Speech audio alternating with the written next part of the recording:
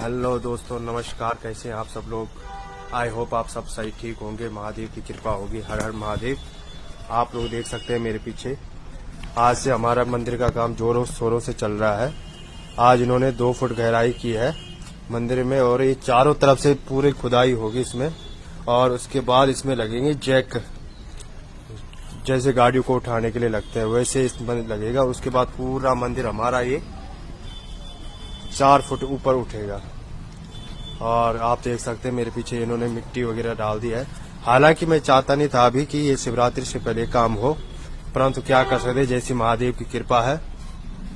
क्योंकि लोगों को, भक्तों को परेशानी ना हो, इस वजह से नहीं चाहता था। बाकी को कुछ नहीं है, काम तो होना था ही, और अच्छी बात भी है। तो अगला देखेंगे आप वीडियो में, आपको बताते रहेंगे। हर हर महादेव। नमस्कार।